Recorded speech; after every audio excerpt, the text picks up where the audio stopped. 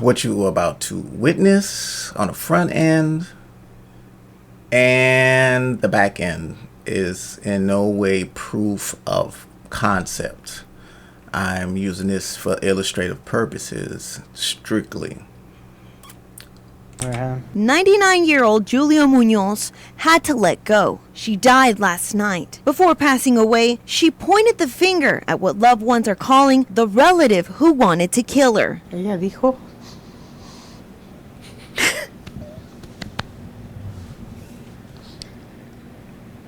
que su hija la agarró de las greñas y la aventó. The family believes some of Julia's last words are enough proof for police to take action. She described the disturbing actions leading to her death. Dice que la agarró y This is luego crazy. cuando estaba tirada ahí en el suelo le comenzó a dar Believable, golpes. still crazy. Yo no sé por qué no han hecho nada. Leaving the once happy woman saddened that one of her own could have done this to her, pleading as she was left on the ground for 2 hours before another family member came home to help. Su mamá después que volvió en conchas le dijo, Irma, levántame de aquí. Nobody would expect these Y words ella to be le dijo, uttered muérate, by perra a daughter. desgraciada. But yes, those situations do happen. And I think most of the time, especially the mothers, are completely blindsided that the fact that the child that was raised to view them as the alpha and omega, one would say, of the child's world, especially the daughter's world. But it's not necessarily the case. Let's listen to this young lady who's been out recently and created a lot of turbulence. I teach 5-year-olds ballet. 5-year-old girls ballet. I have a class of 10 students. They don't respect any authority. You ask them, can you stand in your designated spot? They're telling you no and shut up. They're throwing things at each other. They're throwing things at other people, other classmates. You say, can everybody sit in their spot? I don't want to. I'm not doing that. You don't get to tell me what to do. You're not my mom. You confront the parent. The parent tries to argue with you and fuss at you because you tried to reprimand and redirect their kid. I told a young little girl, please sit in your spot. You're not my mom. You don't tell me what to do. Okay. When her mom came to pick her up, I said, hey, your daughter's having a hard time following instructions. And 7 times today I've had to redirect her to just sit in her spot. Well, clearly she didn't want to sit. And mind you, this is a mom. Clearly she didn't want to fucking sit right there. So, I mean, if she's telling you she don't want to do something, why keep asking her to do it? You know she's not going to do it. I know this seems to the mothers who conduct themselves like this and raise their children like this is a good idea. But I think that if you don't plan far enough ahead in the future, you're going to have a lot of things that come into your household, into your relationships with your children. You can't focus on the here and now. You can't focus on what makes you feel good at that particular time. There are always going to be responses, and you have to be truthful with yourself. Are you prepared for the responses that will come to you? You address the parent. The parents are telling you, you don't tell my daughter what to do. It's not that bad. Well, at least she was in the class. At least. It's all these excuses. I mean, really, what? Coming to your child's defense at all costs, sparing nothing, making sure in front of the child or within earshot of the child that you're there to there to defend them regardless of what behaviors they present to others. How are you preparing them for adulthood? How are you preparing them for relationships? And I'm so scared for these little girls today because this is the most insane agenda push I have ever seen in my life. I mean, I find this part of it truly interesting, as if nothing else has been completely insane when it has been said out loud in chorus, nonetheless, like choice moms or single by choice or I can do this all by myself. I don't need a husband to raise said child. I mean, if you listen to those insane thoughts, I mean, isn't this the byproduct of those choices? Being a choice mom, being a single mom by choice, or they all fall under the same umbrella of I can do this, I can raise a child. I don't need a husband to raise a child. I can handle this. There is nothing that can't be done that the father, the husband, can change the outcomes. Deal with certain people and be rude about it. Why can nobody correct your kid or help them get on a better track? And why do you guys approve and applaud bad behavior? Why? Because I'm telling you, all the teachers that are good and have genuine interest in building your kid, I want to help them. I want to help these little girls realize that they are precious, that they have purpose, that they're beautiful.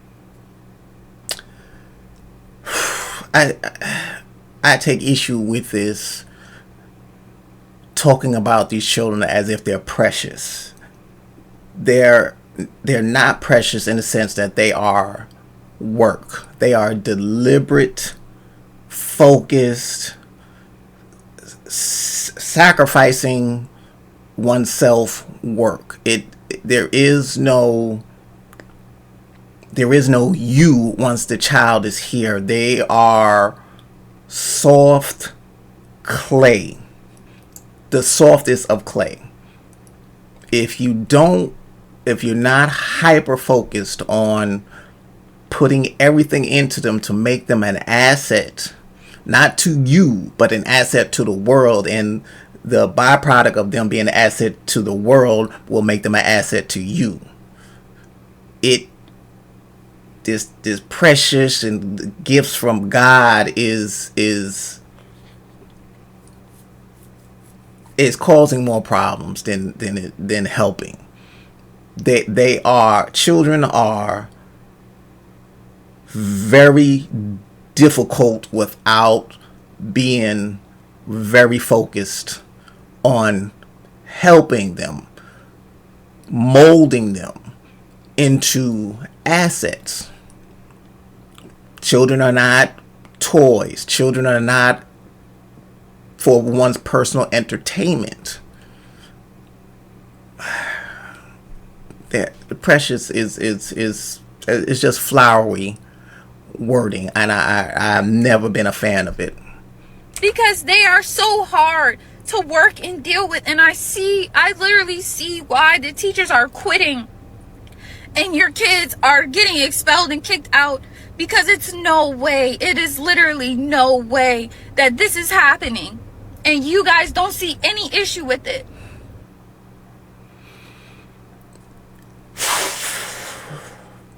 how are you helping this child? Eventually this child is going to desire to be independent. How are they going to maintain a job? I mean, these behaviors do not bode well for school. They do not bode well for relationships. They do not bode well for employment. They do not bode well for advancing from entry-level work jobs to getting to where they can actually be able to be self-sufficient. How do you get self-sufficiency if you're not able to carry the behavior that allows you to get the job, keep the job, and advance in the job? And for those who want to talk about entrepreneur and all that stuff, you still have to deal with other people. Even when you are quote unquote working for yourself, you are still in the employ of the public. How do you keep people coming back for your product or your service when you have these attitudes, these behaviors that have been drilled into them at such a young age?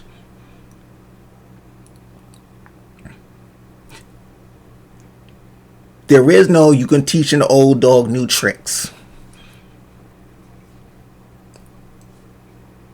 Because the tricks that are learned as an old dog, they can't maintain it.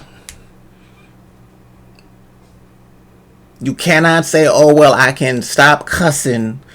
I can stop cussing as long as there's money involved. It's going to come out. If it's not a part of your nature at a very young age to not cuss, as if there are no other words that can help you I'm losing my train. To help you express yourself. If there are no other words that you can use that aren't quote unquote explicit in the public space, specifically where you are employed, if the behavior of you don't have to do that if you don't want to, how do you maintain a job? How do you maintain customers and clients? Why do you believe that this is good, considering, or if you have not considered, the fact that no one wants to employ or purchase products from somebody who cannot function as a pleasant being in this world? I mean, someone might want to bring up Gordon Ramsay. Everybody's not Gordon Ramsay.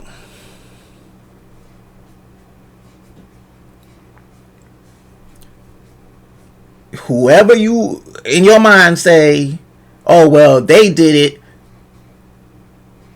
they are anomalies. Those unpleasant people that still are able to get to a level of super, ultra self-sufficiency, they are the unicorns of unicorns. They are not the norm. And it is cruel to make a child believe that, oh, don't worry about it, such and such did it, you'll be able to do it too. You've got to plan, starting from day one, what am I doing that's going to help this child, specifically this little girl, be a functional asset to the world? If you're not thinking about that, the child more often than not is going to be flapping in the wind. And when a girl, female, is flapping in the wind, they're generally a very small set of employment that she's going to be regulated to. And as we all know, that's fast money. Fast money does not last long. Fast money does not carry you into the second most vulnerable point in your life. And if they aren't able to take care of themselves based on your teachings, what do you think they're going to be able to do for you in your second most vulnerable point in life? New details this morning out of Memphis. An 83-year-old woman discovered by a home health care worker inside her apartment without any clothes, lying in her own filth. Police say Foster's grandchildren, seen right here, were supposed to be caring for her at the time. Investigators tell our sister station they were instead neglecting her and spraying her with air freshener to hide that smell. The woman was transported to a hospital, we're told, with multiple injuries that included infected bones. It also appeared she had been left without food or water for up to 10 days. Again, that information from investigators.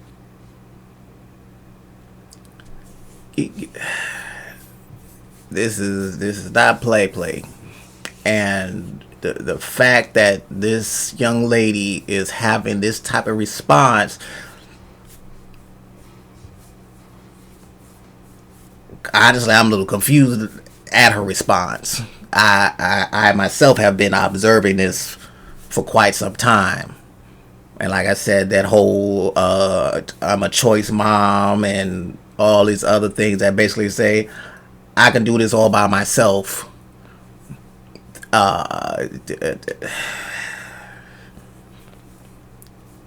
If you're feeling what I'm saying, please consider liking, subscribing, and commenting in the bar below. Thank you.